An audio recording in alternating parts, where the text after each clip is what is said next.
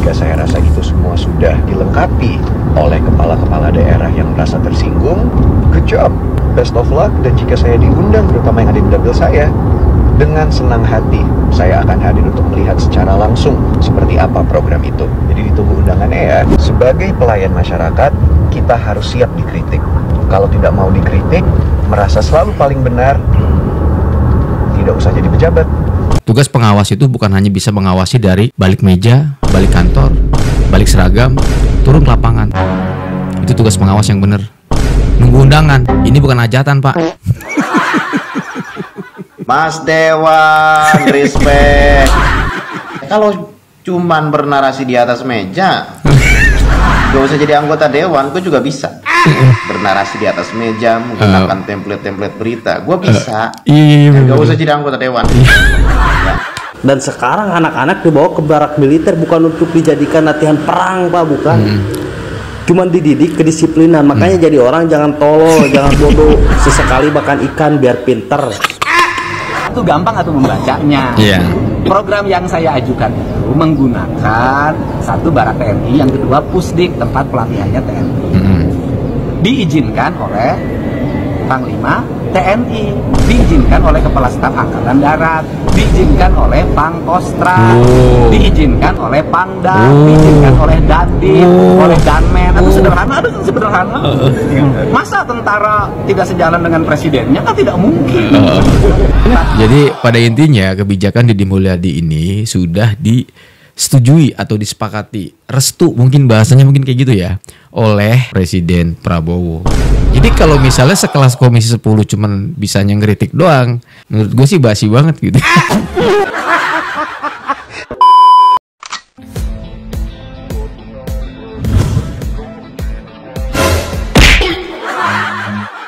Halo guys, assalamualaikum warahmatullahi wabarakatuh. Selamat datang lagi semuanya para pemirsaku yang budiman dan cetar membahayakan nol ya.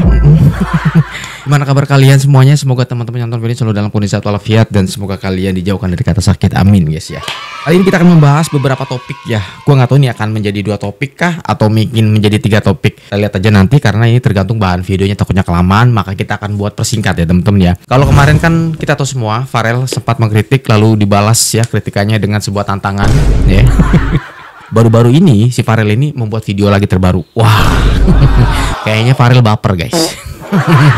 Lalu kita juga akan melanjutkan tentang yang melaporkan Deddy Mulyadi. Langsung aja yuk kita gas, kita menuju TKPN. Play. Ataupun berbagai stakeholders lainnya, dan bukan melalui kemarin kan ini ngebalas ini kan. Ya ampun mas kan dapil sini. Mendingan turun deh mas.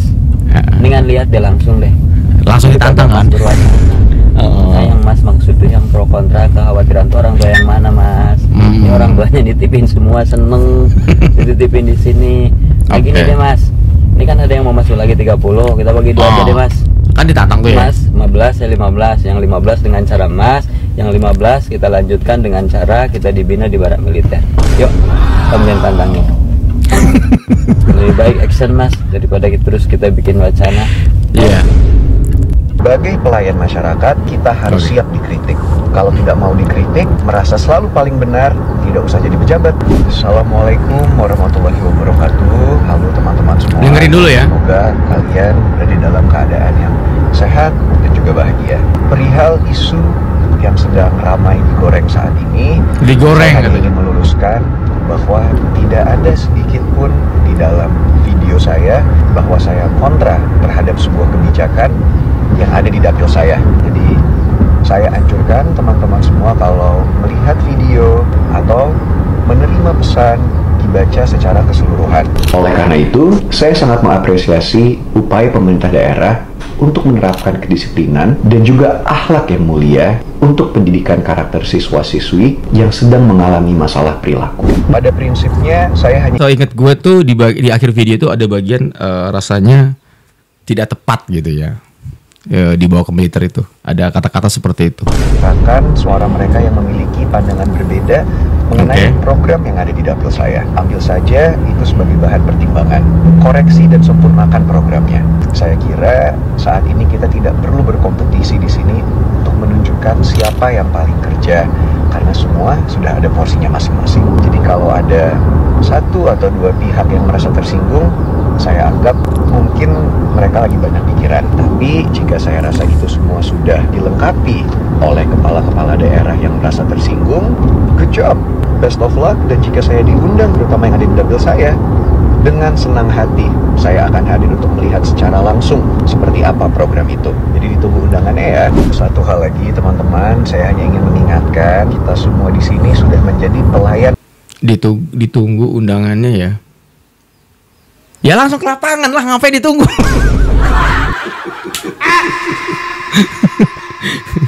Ini kan bukan hajatan ya, harus diundang gitu.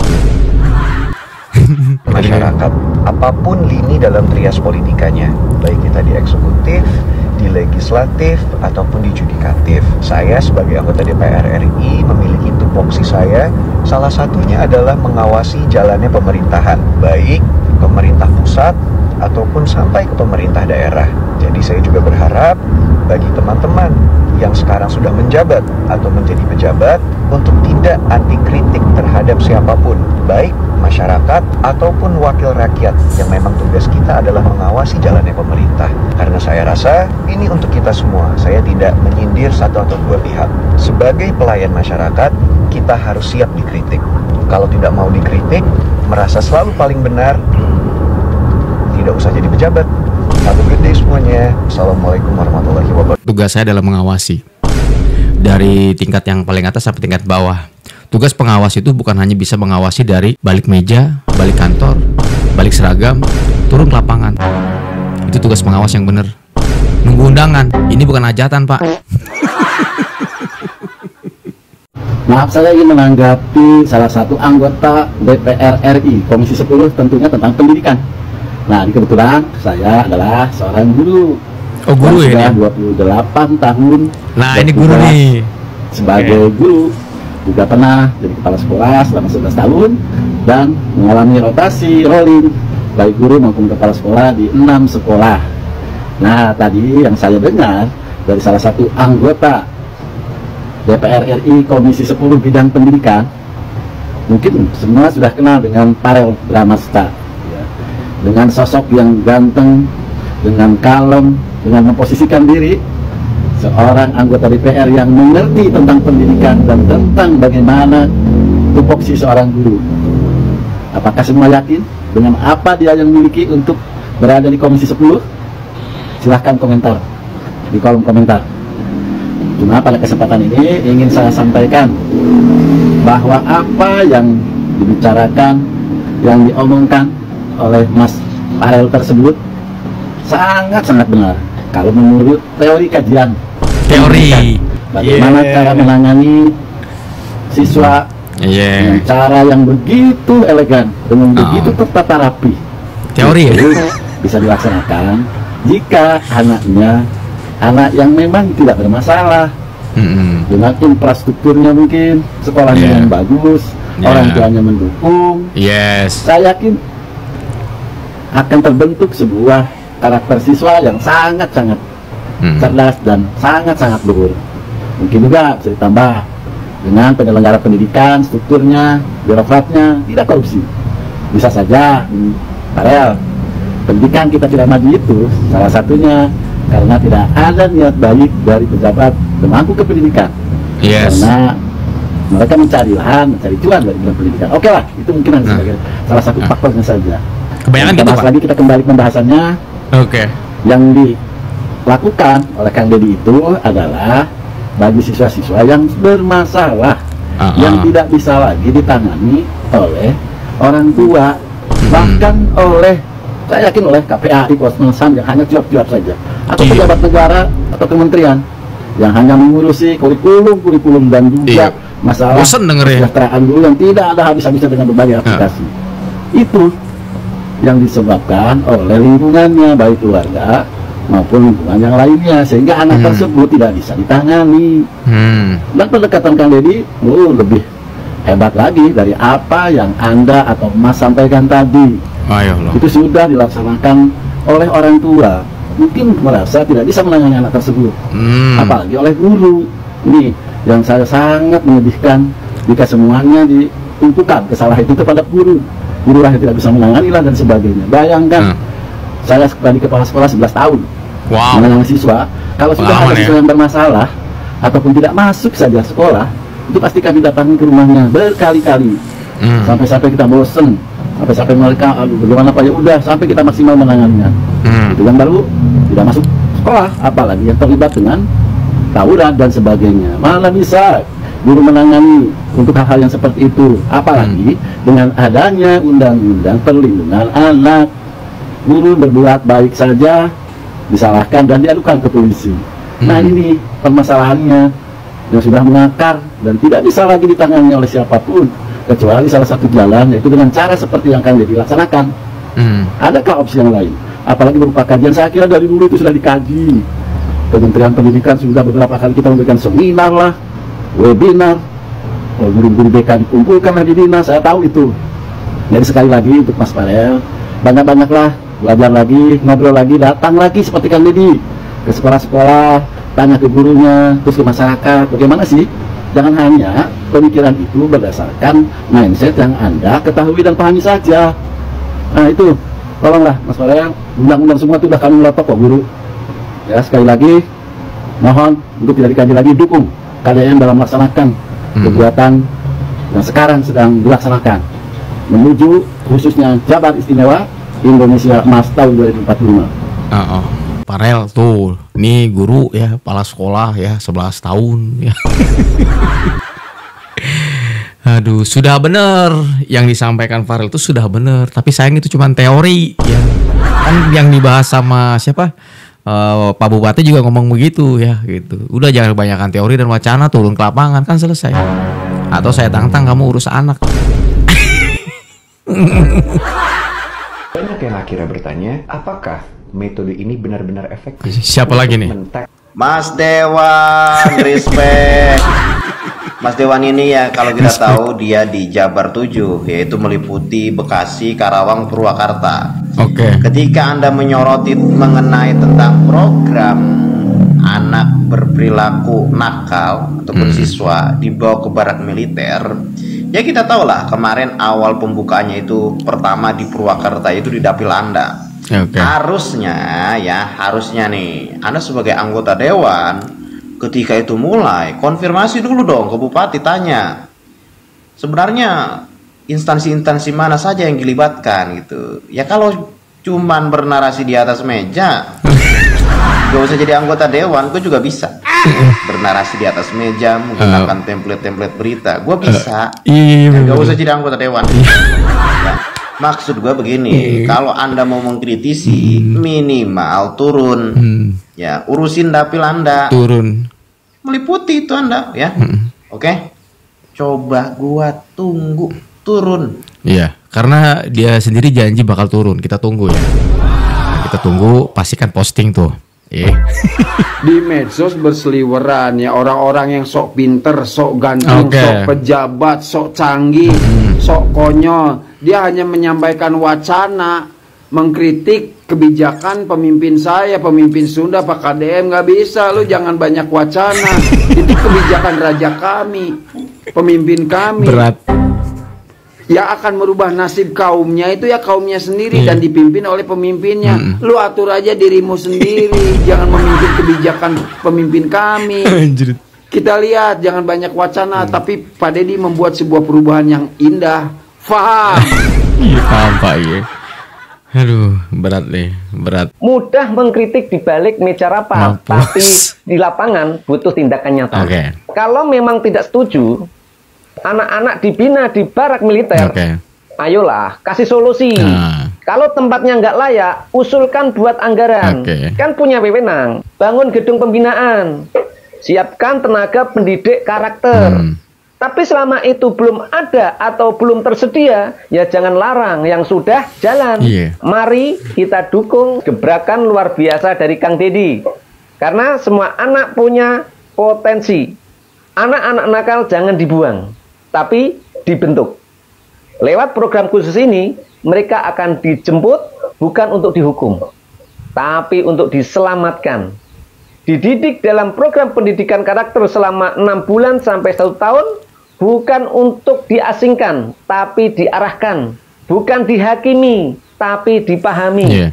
mudah mengkritik. Ini kalau dari logatnya ini Jawa banget nih. Ya ini di luar Jawa lah. Ya. Kebanyakan pasti gitu sih. Kalau mau ngeritik jangan cuma di balik meja gitu. Ayo turun dong gitu, buktikan. Kalau memang merasa ada kekurangan, ayo dong kasih masukan. Kalau nggak mau dikritik ya jangan jadi pejabat ya. Nah lu apa? Giliran dikritik balik gak terima ya. Iya kan? Lah dia sebetulnya kan dia lagi ngomongin dirinya sendiri. Buktinya ketika direspon sama bupati langsung baper bikin konten itu kan gitu. Aja. Saya sangat yakin 100% berhasil. Oke. Dan kita kan lebih baik punya keyakinan dan melaksanakan daripada melakukan pembiaran. Oke. Oh iya. Begini, bukan pendidikan militer. Oke. Pendidikan di barak, ya. Tolong jalan tuh. Iya. Jadi bukan pendidikan militer, tapi pendidikan di barak. Oke? Jangan sampai nulis judulnya pendidikan militer nih, nggak boleh, ya. Dan sebenarnya juga sekarang tidak barak militer juga. Kalau Dodik itu kan sudah bukan barak militer, itu baraknya sipil juga, cuman pelatihnya dari militer. Nah kemudian seberapa yakin? Ya yakin, kan tidak mungkin saya lakukan kalau saya tidak meyakini. Berdasarkan apa keyakinannya? Ya saya kan selama ini melakukan riset, keliling, memahami, kemudian menangani. Saya menangani anak yang berperilaku khusus sudah banyak secara pribadi saya. Dan saya ceraskan ya, tidak mudah. Saya pernah dulu nitip di pesantren. Jadi sekarang mah guys, kalau misalnya kebijakan ini banyak yang mengkritik ya, langsung disekak sama Menteri HAM-nya. Menteri HAM-nya tuh langsung ke depan. Nih diwawancara aja langsung tuh. Ingat kasih judul yang bener. Ini bukan pendidikan militer gitu. Sampai megang mic-nya aja sampai kena hidung nih. Sekelas menteri loh. Jadi buat para elit-elit apalagi Komisi 10 tuh menurut gue ya sebenarnya sah-sah aja ketika mereka membuat sebuah kritikan atau apapun itu ya. Tapi mbok ya minimal datang ke lokasi gitu ya. Malah nunggu undangan, lo kata hajatan gitu. Aduh, ampun gue ya. Pak Prabowo apa udah dapat restu Pak dengan program ini? Dapat restu. Program ini mungkin Pak. Gini, masa yang gini harus sama presiden. Iya. Gimana? Kan begini, atau gampang atau membacanya. Iya. Program yang saya ajukan itu menggunakan satu barak TNI, yang kedua pusdik tempat pelatihannya TNI. Diizinkan oleh Panglima TNI, diizinkan oleh Kepala Staf Angkatan Darat, diizinkan oleh Pangkostrat, diizinkan oleh Pangdam, diizinkan oleh Dandim, oleh Danmen. Itu sederhana, Masa tentara tidak sejalan dengan presidennya? Kan tidak mungkin. Jadi pada intinya kebijakan Deddy Mulyadi ini sudah disetujui atau disepakati, restu mungkin bahasanya mungkin kayak gitu ya, oleh Presiden Prabowo. Jadi kalau misalnya sekelas Komisi 10 cuman bisa ngeritik doang, menurut gue sih basi banget gitu. Nggak boleh ngeritik. Pejabat kan harus terima kritikan. Ya dari masyarakat boleh lah. Kalau menurut gue setuju gue. Kalau dari masyarakat gue mah asli gue mah nggak jadi masalah gitu. Kenapa? Karena ya kita kan masyarakat, kita kan butuh ya kinerja seorang pemimpin ke kita gitu. Harus ada impact gitu. Tapi kalau misalnya pejabat, dewan, apalagi di atasnya cuma bisa ngeritik, udah lu mendingan tukeran jabatan aja jadi netizen gitu maksudnya. Iya. Yo, coba mana nih? Oh, ini HAM yang belum statement nih, Komnas HAM nih. Iya. Bener kata netizen yang semalam yang gue bahas tuh. Mendingan udah kata netizen mah. Ini netizen yang ngomong ya, ada videonya, kalian bisa lihat sendiri. Bahkan itu beliau tuh ngomong bukan sembarang orang ya, itu LBH kalau nggak salah ya, lembaga hukum dia yang ngomong kayak gitu. Mendingan udah bubarkan aja Komnas HAM. Karena apa? Karena memang saat ini memang presiden kan sedang mencanangkan sebuah efisien ya. Efisien, ngerti kan efisien ya. Jadi hal-hal yang nggak penting itu jangan dilakukan gitu, karena itu membuang-buang biaya atau buat negara gitu. Nah lembaga sedih sih bang ya. Cuman ya mau gimana lagi kan, kata netizen Menteri HAM, di bawahnya ada Komnas HAM gitu. Lah kalau misalnya dua-duanya itu berbeda pendapat, terus kita mau berkiblat kemana? Itu kan yang jadi pertanyaan netizen kemarin. Bener itu menurut gua. Jadi kita ini sebagai masyarakat bingung loh. Yang atasnya menterinya aja, yang langsung dari, ya kan, deket lah jaraknya kalau dari ukuran sistem sama kepresidenan itu lebih dekat ketimbang Komnas gitu loh. harus melewati beberapa fase lah gitu ya. Gue nggak tahu ya untuk sistem yang lebih detailnya, tapi paling tidak kalau gue ngeliat dari statement dari seorang yang ngerti hukum seperti LBH yang semalam, kita kategorikan netizen tapi punya pendidikan yang sangat luar biasa gitu ya. Gue lebih percaya sama Menteri HAM ketimbang sama lembaga ini gitu. Nah langsung tuh sentil. Kalau memang Bapak Presiden Prabowo konsisten dengan pencanangan sebuah kata-kata efisien, ya ini momen yang pas, bubarin aja tuh lembaga. Sebelum kita ngebahas mengenai yang melaporkan itu, kita coba dengarkan video ini dulu ya. Karena dia ditelepon sama seseorang, ya kalau nggak salah tuh Dokter Lita Gading ya. Dia diminta untuk membuat sebuah konten atau membuat sebuah video yang isinya adalah bertentangan dengan program atau kebijakan dari Deddy Mulyadi. Kita tonton ya, kita gas. Guys, nih dengerin. Aku pengen ketawa. Tadi ada yang telepon sama saya guys. Dengerin. Ini bener loh, nggak bohong, nggak gosip. Ini bukan hoax nih. Dengerin. Tapi saya nggak akan kasih tahu nih siapa yang nelfon. Oke? Cukup terkenal guys ya. Kan beberapa hari ini saya membuat konten mendukung semua kebijakan-kebijakan yang dilakukan oleh KDM Kang Deddy Mulyadi. Seperti itu, Gubernur Jawa Barat guys. Aduh, itu yang tanya, terjamah teh kok Sunda. Saya bingung loh, kenapa dia itu nelpon saya dan dalam tanda kutip mempengaruhi agar saya itu membenci KDM. Bingung saya. Tahu nggak sih dibilangnya katanya si Kang Deddy teh, aduh punya sifat yang jelek lah katanya gitu ya, dan punya sifat yang punten ya, dan gitu loh katanya begitu. Atau punya sifat yang juga cenak gitu tah. Aduh ampun, Masya Allah, ampun deh. Dengar ya, kamu yang telepon saya, masih bagus nggak saya sampaikan siapa yang telepon, ya kan? Jangan mempengaruhi saya. Saya akan berpikir objektif dan saya akan membela yang benar. Saya akan membela dan menyuarakan segala sesuatu yang berhubungan dengan kesehatan mental. Apabila kesehatan mental itu didukung oleh semua masyarakat dengan nilai yang baik, ya, dan mempunyai kerja nyata yang dilakukan oleh Kang Deddy Mulyadi, saya tetap akan mendukung. Sekalipun Anda bilang bahwa dia itu mempunyai sifat yang, mohon maaf, jelek lah. Aduh, ampun. Karena beliau ini kan dokter psikolog ya. Jadi dia akan menilai segala sesuatunya itu dengan mental gitu. Jadi arahnya ke sana. Dan kebijakan Deddy Mulyadi yang saat ini sudah berjalan, di sana kan ada psikolognya juga, ya. Ada lembaga kayak KPAI kan udah turun gitu ya. Beberapa lembaga yang menurut gue tuh bicara soal kesenjangan ya, mental segala macam tuh ada di sana. Jadi menurut beliau itu sudah pas pada foksinya gitu. Iya, jadi makanya didukung. Walaupun dia ada yang nelpon, entah itu pejabat, entah itu sebuah lembaga yang mempengaruhi dia tidak akan pernah goyah, akan terus mendukung Deddy Mulyadi dengan alasan karena semua kebijakannya, apalagi yang berhubungan dengan mental, psikolog, itu nggak ada masalah. Artinya semuanya justru malah mendapatkan manfaat yang jauh lebih baik. Itu menurut beliau. Gas dulu ya. Susah ya saya mau ngomongnya guys, karena apa? Saya takut di-ban. Oh gitu. Aduh guys, kayaknya orang penting ya. Please deh. Oke ya, yang jelas nih, yang jelas untuk Kang Deddy, maju terus Kang. Apapun di luar sana yang membenci Anda, pasti banyak yang membenci. Karena apa? Dia orang yang berani, dia yang mendobrak semua kebijakan-kebijakan yang tadinya hanya cuma wacana-wacana doang, ngomong-ngomong doang, tapi tidak ada realisasinya, tapi direalisasikan oleh Kang Deddy. Itu keren banget ya. Jadi kita sebagai masyarakat nih, saya ini kan masyarakat, ya kan, termasuk saya kan orang Bandung, saya kan masyarakat Bandung, jadi terang gitu loh. Saya kepengen gubernurnya itu memang menyentuh masyarakat secara langsung gitu loh. Selama ini nggak pernah gitu loh. Kita hanya melihat tuh, wah dengan gaya yang perlente, duduk di meja dengan tutur kata yang manis, tapi ternyata punya sesuatu di balik sana gitu loh. Apalagi ya kita kan udah tahu lah ya seperti apa track recordnya gitu. Tapi yang jelas, selama gubernur kita itu menatap ke depan dan untuk kepentingan masyarakat banyak, go ahead, jalan terus. Ya, kita masyarakat pasti akan dukung.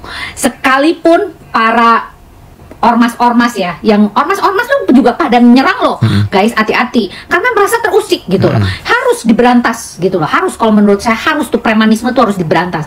Karena ini yang menghambat masyarakat untuk berkembang ini seperti ini, untuk maju dan berkembang ini nih yang menghambat nih orang-orang seperti ini. Oke, nggak usah disebutkan lah ormasnya yang mana, tapi kita tahu sendiri dan search internet semua ada tuh. ormas-ormas yang bikin kita kacau gitu ya. Udah, pokoknya maju terus, tatap ke depan.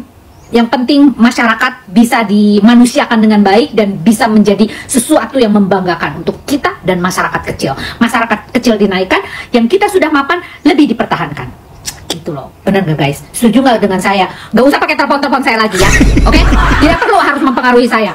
Mungkin bahasan saya setiap ada di media sosial itu mungkin viral, mungkin ada dukungan dari kalian. Saya tidak mencari viral di sini, tapi saya menyuarakan yang benar. Itu aja. Ya, dari sisi pandangan saya, keilmuan saya, dari sisi kebijakan secara psikologis, pandangan dan analisis psikologis dan pengamatan sosial. Seperti itu. Ada salah dengan saya? Mau berusaha untuk mempengaruhi saya? No way, atuh. Orang Sunda saya mah harus tahu dan harus memilah mana yang harus lebih penting, mana yang lebih penting yang harus saya dulukan. Oke? Jangan telepon lagi ke saya, oke? Kenapa sih gue menayangkan video ini? Ini ada konteksnya, di mana pada saat ini ada seorang yang sekarang lagi rame banget dibahas sama para konten kreator. Dia tiba-tiba ujuk-ujuk melaporkan Deddy Mulyadi ke Komnas HAM gitu ya. Dan yang lebih lucunya lagi, si orang yang melaporkan Deddy Mulyadi itu ternyata ya itu bukan bagian dari yang anaknya dibawa ke sana, bukan. Dia cuma membaca berita atau artikel. Kan parah. Jadi doktrin katanya, wah itu tidak benar, itu tidak boleh gitu. Deddy Mulyadi itu tidak paham pendidikan lah segala macam gitu. Ya suaranya sama kayak yang ono-ono gitu. yang tidak mendukung dan bahkan menentang gitu ya. Gue tuh ngerasa kayak yang melaporkan Deddy Mulyadi ke Komnas HAM itu sepertinya itu persis dengan kejadian yang terjadi atau yang sudah pernah terjadi oleh Dr. Lita Gading. Jadi kayak ada yang telepon, lu mau nggak nih gini, udah dimulai gini nih jelek-jelekin gitu kan gitu. Terus tolong dong bikin konten untuk buat ya mungkin bisa aja nyerang Deddy Mulyadi gitu ya. Dan akhirnya dibongkar sama dia. Jadi pertanyaan gue kira-kira siapa yang telepon dia untuk menyerang Deddy Mulyadi? Jadi ini sudah melakukan betul Pak, menyalahkan wewenang, menyalahgunakan wewenang Pak. Karena di Indonesia itu tidak usah ada orang-orang baik, orang jahat semua aja. Dan sekarang yang jadi pertanyaan saya adalah ketika anak-anak tawuran, ketika ada korban pembacokan, apakah Anda turun tangan? Apakah Anda turun ke lapangan? Apakah Anda ikut bertanggung jawab? Enggak, Anda hanya bisa menggonggong di sosial media dan Anda menentang apa yang dilakukan yang terbaik oleh Gubernur Jawa Barat. Pertanyaan saya adalah apa yang Anda sudah lakukan untuk Jawa Barat? Kalau hanya sebuah omongan tanpa tindakan, semua orang juga bisa Pak. Tapi Anda tidak pernah berpikir bagaimana masa depan anak-anak untuk jadi yang terbaik di Indonesia. Anda juga tidak pernah berpikir bagaimana anak-anak Indonesia ke depannya. Yang Anda pikirkan melanggar. Anda ngomong apa yang dilakukan oleh Kang Deddy Mulyadi itu melanggar hak asasi manusia. Orang HAM-nya aja ngizinin kok. Jadi apa yang dipermasalahkan? Jika Bapak hanya untuk mengotori kebijakan-kebijakan terbaik di Jawa Barat, udah Bapak gak usah ikut campur aja. Saya tahu Pak, orang-orang seperti itu bukan asli orang Jawa Barat, tapi rata-rata orang pendatang. Contoh penggusuran di Sukahaji, sudah tahu itu tanahnya tanah Sakura, bukan tanah pribadi. Dan ketika warga asli pribumi Bandung berbicara, saya nggak ikut campur urusan tanah. Mereka orang Batak, yang demo itu orang Batak. Jadi menurut saya problematika di Indonesia udah nggak aneh hal-hal seperti ini Pak. Karena kenapa? Orang-orang yang di atas itu tidak mau ada kebijakan-kebijakan yang baik yang terjadi dan diterapkan di Indonesia. Karena apa? Di Indonesia itu hukumnya ringan. Kenapa saya bilang hukumannya ringan? Orang-orang jahat aja hukuman pidananya cuma 6,5 tahun kok, 6,5 tahun. Padahal korupsinya udah jelas merugikan negara, merugikan masyarakat gitu. Dan sekarang anak-anak dibawa ke barak militer bukan untuk dijadikan latihan perang Pak, bukan. Cuman dididik kedisiplinan. Makanya jadi orang jangan tolol, jangan bodoh. Sesekali makan ikan biar pinter. Jengkel saya, jujur jengkel aja. Kenapa sih hal-hal seperti ini harus diperbincangkan dan harus dipermasalahkan gitu. Kemarin ada lagi yang membahas vasektomi.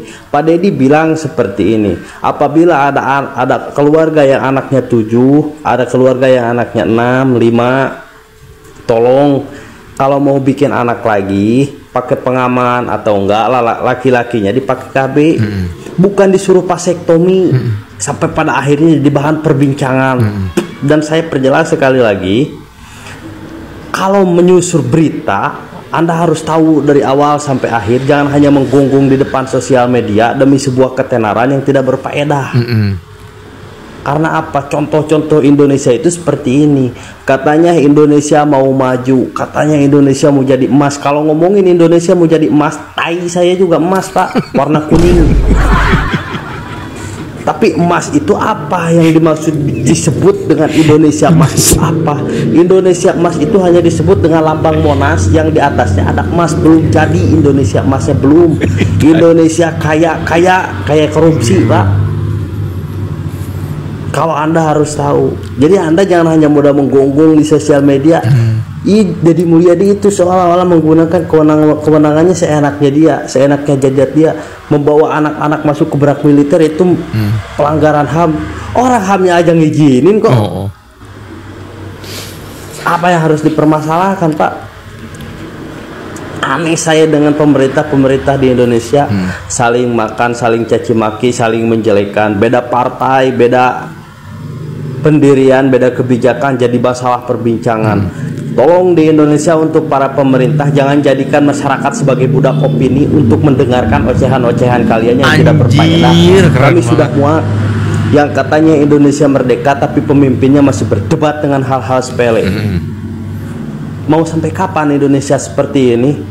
Mau sampai kapan Indonesia terus-terusan menjadikan hal problematika dalam hal-hal seperti ini? Menurut saya, tolonglah hal-hal yang udah bijak, hal-hal yang udah baik itu harusnya ditingkatkan, bukan malah jadi bahan perdebatan. Mau jadi apa Indonesia ke depan kalau terus-terusan seperti ini? Demo mahasiswa, tawuran anak-anak sekolah, apa KPAI dan perlindungan anak turun ke jalan? Apa KPAI dan perlindungan anak ikut bertanggung jawab? Gak ada. Mereka hanya menggonggong, ini saya ikut sedih, ini saya ikut sedih, tapi mereka tidak pernah merasakan sedihnya orang tua yang jadi korban. Mereka tidak pernah merasakan sedihnya orang tua yang menjadi anaknya jadi pelaku tawuran. Gokil abang ini. Mereka hanya bisa menggonggong dan menggonggong. Tanpa mereka sadari, kami butuh pemimpin yang bijaksana, Pak. Bukan hanya sekedar omong kosong. Bansos kami masih bisa cari makan sendiri, tapi kebijakan yang otaknya berpikir cerdas untuk masa depan susah. Apresiasi gua. Maka dari itu saya sarankan terhadap pemerintah, berhentilah kalian berdebat dan jangan membuat masyarakat seperti boneka. Dan ingat satu hal lagi, untuk pribadi saya tidak bisa di-style siapapun dan tidak bisa disetir siapapun. Saya punya prinsip pendirian saya sendiri. Kalau Anda berpikir negatif tentang kebijakan yang saat ini dilakukan, saya berpikir positif. Dan satu hal lagi, kalau misalkan Komnas HAM melanggar atau melarang dan KPAI juga melarang, LPAI juga melarang, saya berani taruhan, ayo kita turun ke jalan kapan-kapan. Lihat di tengah-tengah kota Bandung ketika malam hari. Mungkin segitu yang bisa saya sampaikan ya. Mudah-mudahan bisa disimak baik-baik dan kupingnya juga mudah-mudahan bersih biar bisa mendengarkan omongan saya. Terima kasih. Ini sepintas tuh kayak, maaf ya, mungkin karena abang ini kan kucel kayak abis ngapain gitu, keringetan gitu ya. Maksudnya sepintas kita tuh kayak paling omongannya standar-standar aja gitu ya. Ternyata begitu kita simak dari awal, prak gila. Itulah, jangan pernah memandang orang itu dari fisiknya yang kelihatannya biasa-biasa aja, kucel gitu. Karena abang ini kan mungkin habis aktivitas gitu ya, keringetan gitu ya. Tapi begitu argumen, statement, jedab, gue sampai salut sumpah. Gila abang ini. Keren bang, mewakili banget bang. Ini yang ngebagiin aja banyak banget loh guys, videonya viral dia videonya guys. Terima kasih ya pada semua pihak yang memberikan perhatian khusus terhadap upaya pemerintah Provinsi Jawa Barat untuk mengatasi anak-anak di Jawa Barat, remaja yang berperilaku khusus. Saya terima kasih atas kritik, saran, bahkan tuduhan dan pelaporan sebagai gubernur yang melanggar hak asasi manusia, melanggar hak-hak anak.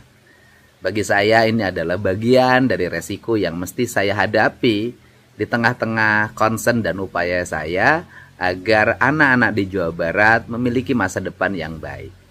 Untuk itu, saya yakin seluruh kritik, saran, dan pelaporan itu adalah didasarkan pada konsen dan keberpihakan pada anak-anak dan remaja di Jawa Barat. Untuk itu, saya menyampaikan sebagai ajakan. Apabila Bapak dan Ibu memiliki konsen dan keberpihakan terhadap anak-anak di Jawa Barat yang berperilaku khusus, maka kami dengan tangan terbuka mengajak untuk bersama menyelesaikan. Silahkan menghubungi Dinas Pendidikan Provinsi Jawa Barat untuk menampung antrian remaja yang sudah didaftarkan oleh orang tuanya ke Dinas Pendidikan Kabupaten Kota, Dinas Pendidikan Provinsi Jawa Barat yang hari ini ngantri menunggu giliran proses pendidikan. Jadi agar tugas pemerintah Provinsi Jawa Barat dan para gubernur wali kotanya ringan, saya sangat berharap Bapak dan Ibu untuk menerima anak-anak ini dididik, diarahkan dengan pola yang dimiliki oleh Bapak dan Ibu semua yang jauh lebih baik dibanding dengan pola yang kami miliki.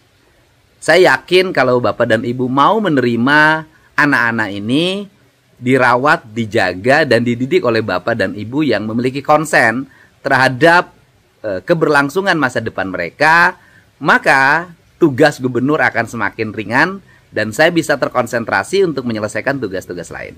Untuk itu, kami dengan tangan terbuka menerima uluran tangan Bapak dan Ibu semua, barangkali rumahnya, yayasannya, lembaga pendidikannya, kantor pengacaranya bisa digunakan untuk tempat pendidikan anak-anak yang berperilaku khusus atau berperilaku istimewa.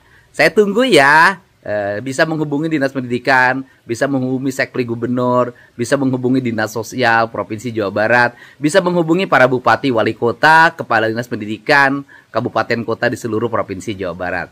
Depok, menyelesaikan yang Depok, yang tinggal di Bekasi, menyelesaikan yang di Bekasi, yang tinggal di Kota Bandung, menyelesaikan di Kota Bandung. Tugas akan selesai manakala ditanggung secara bersama. Ketika kebijakan Deddy Mulyadi, mungkin saja ada beberapa elit yang tidak setuju atau tidak mendukung dengan kebijakan beliau. Tetapi justru masyarakat di seluruh Jabar, dan bahkan bukan cuma di Jabar doang ya, kebijakan Deddy Mulyadi ini mendapatkan apresiasi support dari di luar Jabar ya, dan bukan cuma masyarakat saja. Beberapa elit juga di atas banyak yang mendukung. Salah satunya adalah dari Menteri HAM ya. Nah, di sisi lain Komnas HAM justru malah tidak mendukung. Ya sudah, itu nggak penting. Dan bahkan nggak tanggung-tanggung. Bukan cuma Menteri HAM saja yang mendukung kebijakan Deddy Mulyadi, melainkan Presiden Prabowo pun memberikan sebuah support dan dukungan kepada program Deddy Mulyadi. Gokil banget. Terima kasih banyak buat kalian yang sudah mampir. Saya Nurul pamit. Assalamualaikum warahmatullahi wabarakatuh.